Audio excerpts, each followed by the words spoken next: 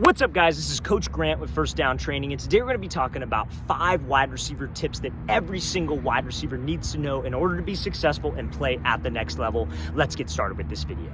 All right, guys, before we get into this video, I want to talk to you about a great opportunity we have for wide receivers this offseason. We're going to be traveling out to 11 more states across the country for 2-day-long QB and wide receiver training camps. Next up on our camp tour, we'll be coming out to Dallas, Texas. Then we'll be coming out to the DMV area. Then we'll be heading out to St. Louis, Missouri, Honolulu, Hawaii, Boston, Massachusetts. Then we'll be heading out to Cleveland, Ohio, Austin, Texas, Denver, Colorado, Newark, New Jersey, Seattle, Washington, and Los Angeles, California. So if you guys are local to one of those cities or states and would like to get some work in with us, 2 whole days of training over the course of a weekend, 8 hours total of work, check out that very first link in the description below. We'd love to have you guys out there. Let's get started with this video.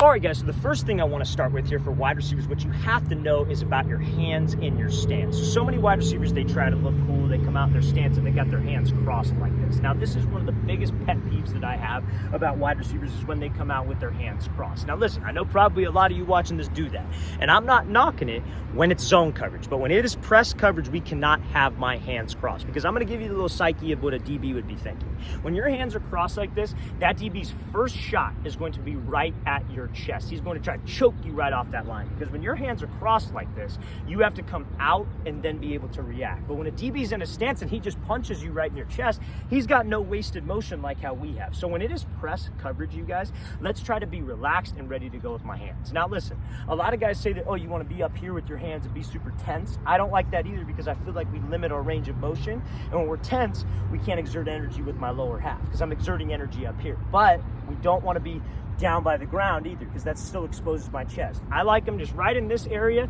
ready to go, but relax. You don't want to rest them on your front knee either, but we want to be relaxed and ready to go so I can swat, get up into the route, and do what I need to do. So make sure that with your stance, you do not make that key wide receiver mistake.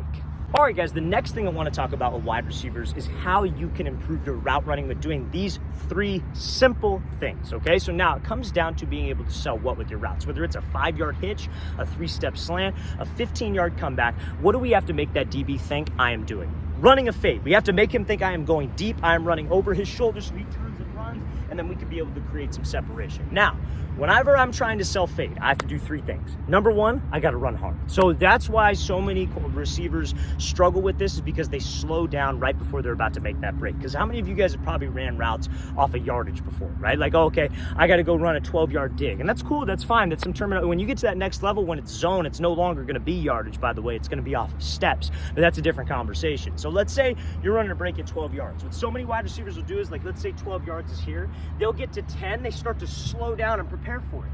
If that DB's off or that DB's right on your hip in press coverage, when you slow down, he slows down. So you have to make sure that we maintain my speed going all the way to the break. Now, here's the thing about that. A lot of guys struggle while running full speed to make a cut. And I'm going to give you guys some things you can do to work on that cut while running full speed in a second.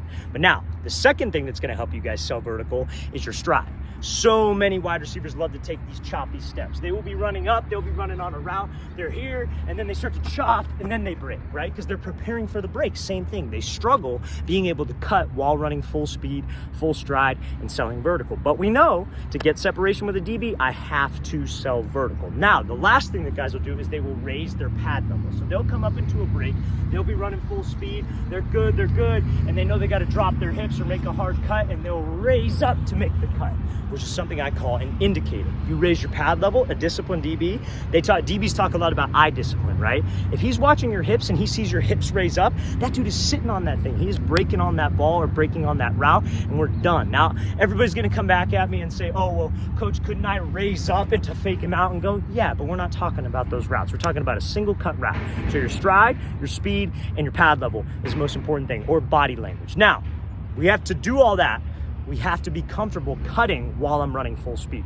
So what can you do to do that? So anytime that you guys are doing drill work, you guys probably all saw the Davante Adams clip where he said, like, I get a lot of receivers who ask me how to improve my routes. And he says, run routes. You don't need to be doing all the fancy drills, the footwork drills. And what he means is he means those drills that, and not to speak for him or anything like that, but he cleared it up later on. When you got, you know, like 6 cones lined up back and forth and you're doing all these quick feet drills coming back and forth, that doesn't do anything for your routes downfield. Because when you have to make a cut 10 to 12 yards downfield, that BS cone drill that you did where the cones are 3 yards apart is not going to translate. Yeah, you can make a quick cut in 2 steps when it's 3 yards away, but can you do it 12 yards downfield? So what you can do to work on that is realistic game drills. If you're working on cutting drills, the cones should be far apart and you should be in full stride when you're making your cuts, right? And we have plenty of drills on this channel, if you guys just scroll down or look up first down training wide receiver drills, that you guys can do. And they're all game realistic. None of them are BS footwork drills. Now, other thing you could do is work in the gym to improve that. So a lot of guys lack balance, stability, and strength in their legs, right? So like a lot of guys, what they'll do is like you see wide receivers all the time in the gym working on these types of exercises where they're jumping, maybe they're doing a single leg box jump. That is all to be able to absorb force, strengthen their ankles, strengthen their knees, and strengthen their legs, which will translate to a cut running full speed downfield. So those things you have to do to be able to execute that selling vertical and being able to cut on a dime. All right, guys, the next tip I want to talk about for wide receivers is going to be how you can get a faster release when you're up against a press coverage DB. So this is not a DB who's right in your face, right up on the line, about to get physical. This is a DB who's maybe about a yard or two off, whether he's inside shade, head up, outside shade, whatever it might be. And that's going to be using something called a kick step. A kick step is how you can get a faster release. So what a kick step is, you're in your stance. Let's say the ball's over here to the left. What a kick step is with your back foot, you kick behind your front foot to load up your hips to give you some explosion into a release. Now, listen, here's the thing with that kick step. That kick step is heavily scrutinized because people will say, oh, well, why do you ever want to kick your foot behind because your feet are crossed and you're going to be off balance? And I agree with that. But when you have this real slow kick step, that's when it's a problem. But if it's a quick kick step with some twitch to it, that's when it's not a problem. If you guys are here, you got a DB who's a couple yards off, you need some explosion to threaten him. You need to kick to be able to explode off that line. You never want to come off the line with a position flat-footed with no momentum. And I say this, if you don't believe me, look up any NFL wide receiver and look up their moves against press. They all will either take a kick step or something called a prep step. I'm not the biggest fan of the prep step, but some people like it. That's where you take your front foot and you simply just pick it up and put it down. Pick it up and push into your release. Nobody ever comes off the line with flat feet or just no momentum at the next level. You watch the tape, and we got plenty of film on this channel explaining this if you guys want to check it out. So number 3 thing that you can do to get an explosive release, we got to make sure we use a kick step or a prep step to generate power. All right, guys, the next thing I want to talk about for wide receivers, the best tip to improve your hands would be to find something called a trigger phrase that you guys can use. So what a trigger phrase is that is something that you could play on repeat in your head when you're practicing in a setting like this. T-shirt, shorts, maybe you got shell on, you're in practice, you're just catching from a quarterback versus air. And a trigger phrase is trying to find something on the football to look at. So what I tell my wide receivers to do is that you want to verbally call out, it's important that it's verbal because that holds you accountable to it, but you verbally call out laces or no laces when the ball hits your hand. So like, let's say I'm running a route over the middle, quarterback throws me the ball, I catch it and I see it here. What would I call out verbally? No laces, right? So, but I'm looking for that on the ball. I'm looking for something to say when that ball hits my hands, and that holds me accountable to looking the ball in, because I can't just catch it and not say nothing, because if it's one of my wide receivers, I will rip them for not saying something when we were emphasizing that. So a trigger phrase is one of the best ways to improve your hands. Now, in a real game, pads on, people coming at you trying to take your head off, you cannot think about that. You just have to be able to play. You got to be able to play fast. So when that ball's coming at you, it should be a habit, because we've repped out my trigger phrase over and over again in practice when it's a t-shirt and shorts setting. So make sure, fellas, we find a trigger phrase. Another thing that you could do, I've seen guys have a lot of success with, is that you put numbers on the 4 quadrants of the ball. So 1, 2, 3, 4. And when that ball hits your hands, you got to say whatever number you see. Now, all those numbers are really close together, so I feel like that's tough sometimes. Laces or no laces is one of those things where you see it or you don't. So whatever you like, honestly. It's whatever's going to force you to look that ball all the way in.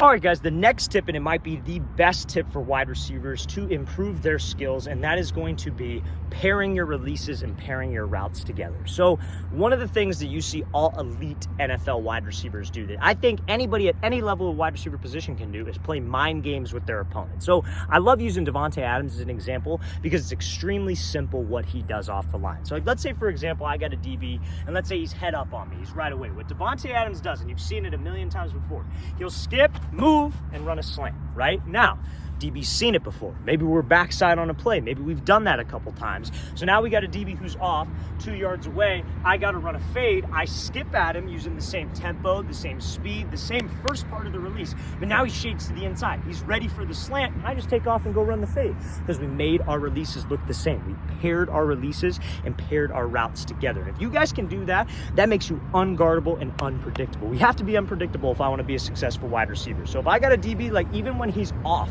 let's say it's zone, and let's say I'm back, let's say the play call is we're doing like a sweep left, like the quarterback's just tossing the ball to the running back, we're running left. We're backside, we got to run a fade. DB's off, he's in zone. Let's say I go at him, and I'm running at him, I give him a hard fake inside, and then I try to slip behind him and run a fade. Maybe I get him. Maybe he feels my speed a little bit.